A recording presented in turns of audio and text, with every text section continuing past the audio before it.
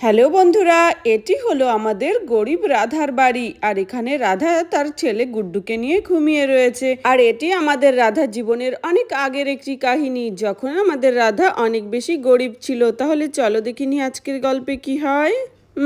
দেখ, লাট সাহেবের বেটি এখনো কেমন ঘরের মধ্যে ঘুমিয়ে রয়েছে। এখন বেলা 8টা বাজে আর এখনো রাধা ঘুমোচ্ছে। তার জন্যই এদের এরকম অবস্থা, কোনো উন্নতি হয় না ওদের। মা মা, তুমি এমন কেন বলছো? জানো, কালকে রাধা আন্টি অনেক রাত পর্যন্ত কাজ করেছে। রাধা আন্টি মাটির বাসন তৈরি করে, সেগুলো রং করে, তারপরে বাজারে বিক্রি করে। রাধা আন্টি অনেক পরিশ্রম করে, তাই হয়তো ঘুমিয়ে আছে। এই চুপ! তুই আমার মেয়ে হয়ে সারাক্ষণ ওই রাধার গুণগান গাস। হ্যাঁ, চুপ কর। তখনই কুসুম আসতে থাকে। যাই, আমার বোন আজকে মাটির অনেক বাসন বানাবে শুনেছি, অনেক অর্ডার রয়েছে ওর। আমি তার জন্য মাটি মেখে ওর বাড়িতে নিয়ে যাচ্ছি। আরে এ কি, রাধা তো দেখছি এখনো ঘুমিয়ে আছে। চলো ডাক দি। রাধা, এই রাধা, এ বোন ওঠ ওঠ, সকাল হয়ে গেছে তো, মাটির বাসনগুলো বানাতে হবে তো। আরে হ্যাঁ রে দিদি, আমি তো ভুলেই গিয়েছিলাম। আসলে কাল রাত অনেক পর্যন্ত কাজ করেছি তো, তাই এখন আমি ঘুমিয়ে টেরই পাইনি। চলো, গুড্ডুটা তো এখনো ঘুমিয়ে আছে, উঠলেই কান্না করবে দুধের জন্য। তাড়াতাড়ি করে আমি মাটির বাসনগুলো বানিয়ে ফেলি। রাধা আন্টি, আমিও তোমাকে হেল্প করব। হ্যাঁ রে প্রিয়সেনা, অবশ্যই তুমিও আমাকে হেল্প করবে। তার জন্য তুমি তাড়াতাড়ি করে বড় হয়ে যাও। আচ্ছা ঠিক আছে, তাহলে আমি এখন মাটির কাজ শুরু করছি। গুড্ডু ভাই উঠলে ওকে একটু ঘরে গিয়ে দুধ গরম করে খাইয়ে দিও, ঠিক আছে? তখনই আমাদের গুড্ডু ঘুম থেকে উঠে পড়ে।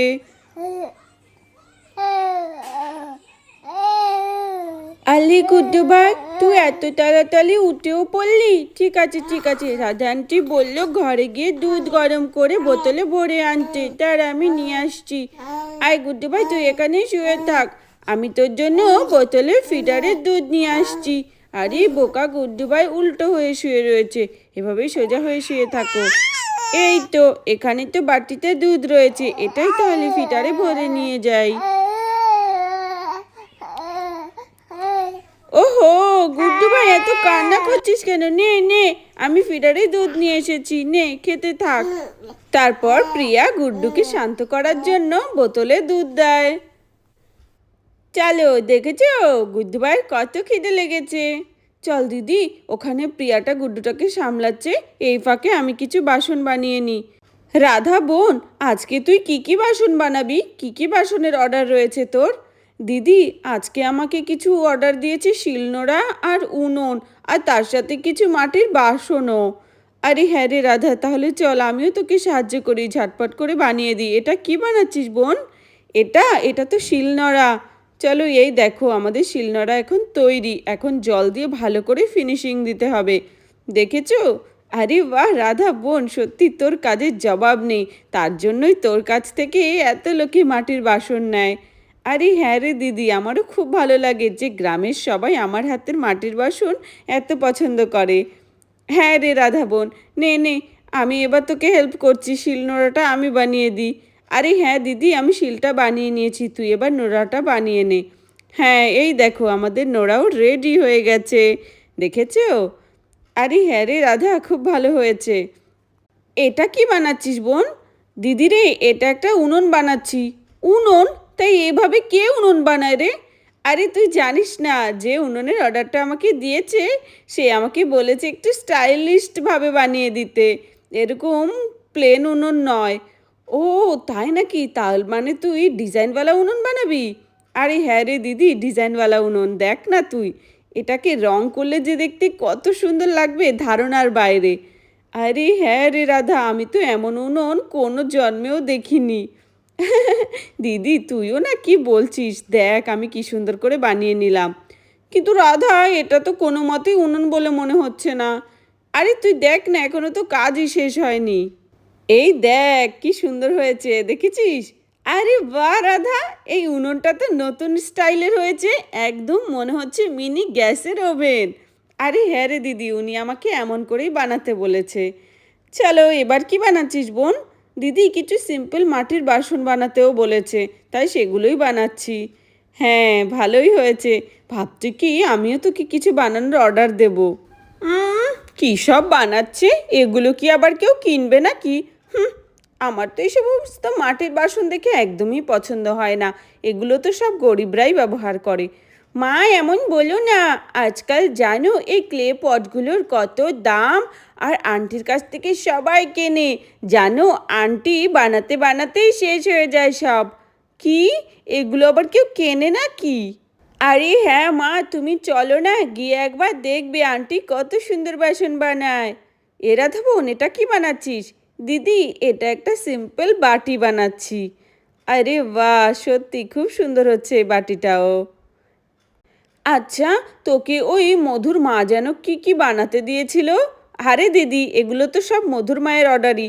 মধুর মা আমাকে বলেছে আমি যদি ওনাকে 20টা বাসন বানিয়ে দিই, উনি আমাকে 50 টাকা দেবে।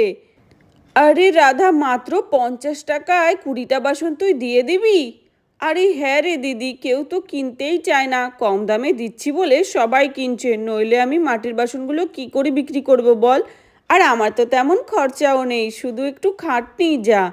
আরে রাধা, কিন্তু খাটনিটা অনেক বেশি, তুই এত কম দামে কি করে বিক্রি করছিস রে? আরে দিদি, তুই আমাকে আর কিছু বলিস না তো, ঘরে বসে থেকে আমার যা আয় হয় তাই ঠিক আছে। এই দেখ, এখন আমি আরেকটা উনুন বানাচ্ছি।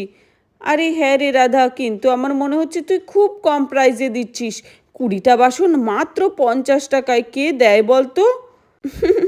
আমি দেই রে দিদি, কারণ আমাদের গ্রামের প্রায় সবাই গরিব মানুষ, কেউই কিনতে পারে না। তাই আমরা যদি ওদেরকে হেল্প না করি, তাহলে কে হেল্প করবে বলতো? তাই তো আমি কম প্রাইসে সবাইকে সব বানিয়ে দিই, যাতে ওদেরও কোনো অসুবিধা না হয় আর আমারও কোনো অসুবিধা না হয়। আরে রাধা, স্যালুট তোকে, সত্যি তুই তো মনে হচ্ছে এক প্রকারে সমাজ সেবা করছিস রে। এত কম দামে এতগুলো বাসন কেউই কোনোদিনও দেবে না। আরে ছাড় তো দিদি এখন ওসব কথা।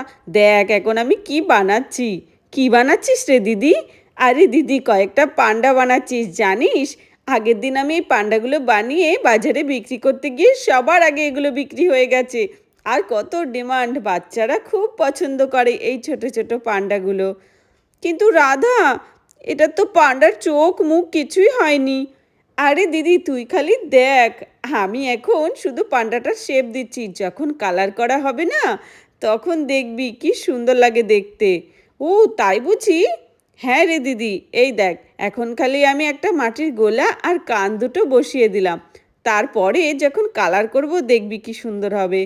তারপর রাধা দেখতে দেখতে সব মাটির বাসন বানিয়ে ফেলে। ওয়াও, দেখো বন্ধুরা, রাধা কত মাটির বাসন বানিয়েছে আর কত সুন্দর সুন্দর সব।